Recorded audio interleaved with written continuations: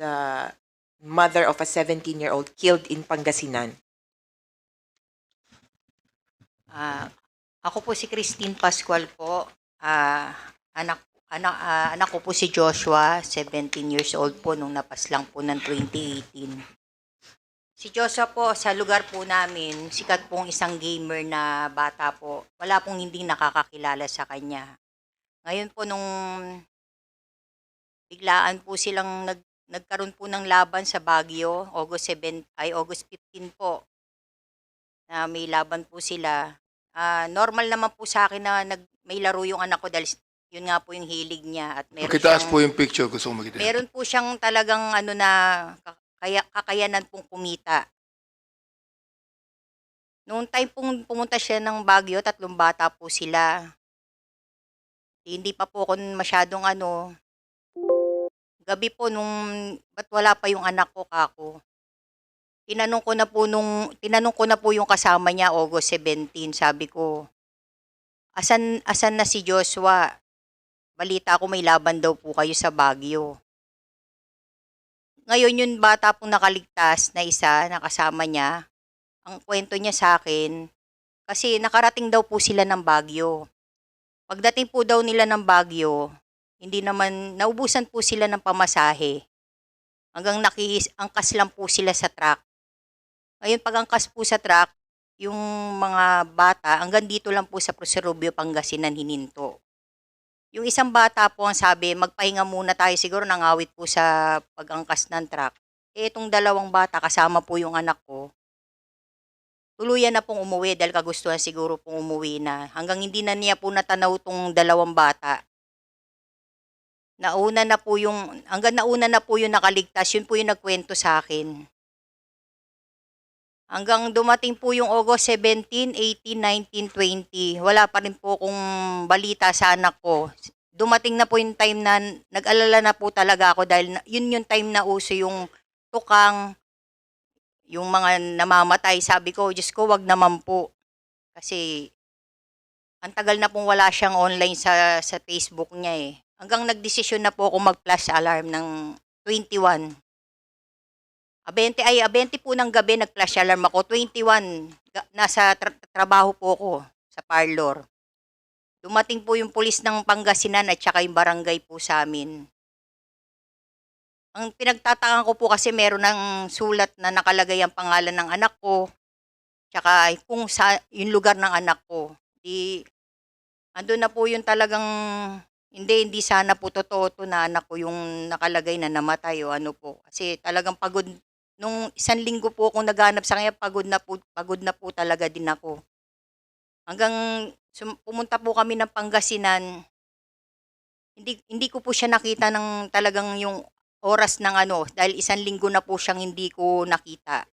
Pinakita na lang po sa akin ng pulis, yung pong mismong picture niya. Yun nga po, yung picture niyang halos dilat yung mata niya, maraming dugo ang muka. Umamin naman po yung pulis sa akin na na-encounter niya po yung anak ko, nanlaban, may drugs. Paano po ako hindi naman po ako taga ron. Tsaka yung anak ko hindi taga ron. Lahat po ng ebidensya, inano na nila eh. Wala na po akong tanging may palayliwanag sa kanila. Kumbaga lahat ng mga hindi ako makapaniwalang sinabi nila sa anak ko, sinabi na nila. Nirespeto ko pa nga po yung mga kapulis dun eh. Sabi ko, ganun po ba? Sige po, kukunin ko na lang po yung certification para mailabas ko na yung anak ko kasi miss na miss ko na. Ngayon po, pagdating namin dun, naiuwi ko naman po yung anak ko sa Tarlac. Habang nakaburol po siya, tinignan ko po kung saan ako pwedeng lumapit kasi single mother lang po ako eh. Hindi po ako napagod kahit saan ako pumupunta. Basta lang alam kong makuha ko yung hustisya niya dahil masakit po talaga eh. Una na sabi ko, hindi ko lalabas po sa burol yung anak ko nang hindi na autopsy, baka dun makakuha ko ng ebidensya. Na autopsy po siya ng unang-una. Yung autopsy po niya, naramdaman ko yung nag-autopsy sa kanya, walang sympathy emotionally eh. Parang normal lang po, nabaril lang yung anak mo, okay po, ganun. Hanggang may tumawag po sa akin ng human rights. Dalin mo yung anak mo dito sa Manila. I-autopsy natin si Dr. Fortun na mag-autopsy sa kanya. Para pong ano po ako, nalagyan po ng ano yung sarili ko. Gabi po, hindi ko alam saan ako maghanap ng pamasahe para lang madala ko po yung anak ko sa PGH. Kasi yun na lang po yung tanging paraan na may lalaban ko yung autopsy niya eh. Hanggang nalaman ko po kay Dr. Fortun, merong hemorrhage, may fracture yung anak ko. Lahat po ng proseso sa kaso, nilakad po namin kahit walang pamasahe, sige lang po, basta yung proseso ng kapulisan po, sinunod namin. Mula Hiyas. Naghihintay po kami ng sagot kasi kumpleto naman po eh. Nagulat na lang po kami, dinismiss po. Bilang ano po, sinubukan pa rin po sa ombudsman. Hintay pa rin po. Proseso, tama naman po yung proseso namin. Sabi ko nga, wala namang ebidensya, may basihan. Kasi yung bata, minor de edad eh. Hanggang dumating po sa ombudsman, ilang araw lang po, dismiss na naman po. Hanggang dumating po yung time na may pag-asa, Supreme Court. Pinakamalaki na po to. Lord, kako, sana kahit man lang dito, bigyan mo kaming pagkakataon. Hirap na rin po kami paanong lumaban. Pagdating po doon ilang araw, dismiss na naman po. Paano po kaming hihiling ng ustisya sa ICC? Sana maramdaman niyo po yung bilang isang ina kami, paano naghirap doon sa mga pinalaki mong bata ng maayos, di ba po? Ang masaklap pa po, pinatay na. Pinaratangan pa ng kung ano-ano. Yun po yung masakit doon eh. Yung may drugs, ng laban.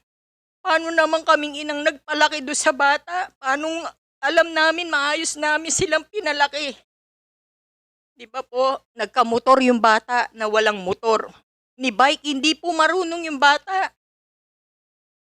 Normal na bata, gustong sumikat. Alam naman po natin siguro yung Dota player, Olympics yan eh. Yun lang po yung hangad niya. Yung maging isang gamer, nagkataon lang po mahirap lang talaga kami. Kaya sabi ko, parang ustisya sa mayaman lang. Ba't sa mahirap parang hindi kami napapansin? Buti na lang po andyan ang Rise Up. Andyan po ang mga UNUPL. Paano po kung wala sila? Ganun na lang po ba yung nangyari sa anak namin? Sa mga mahal namin sa buhay? Handa na rin po kaming mamatay eh, kasi hindi naman birong pinagdaanan nila. Tinorture. Sino pong nanay na magulang ang kayang tanggapin po yung ganun ng dinanas ng anak nyo na alam nyo pinalaki nyo ng maayos. Hanggang ngayon wala pong hilom yung sakit na ginawa nila sa amin. Wala pong ano. Sana natulog ka, okay ka na, hindi po.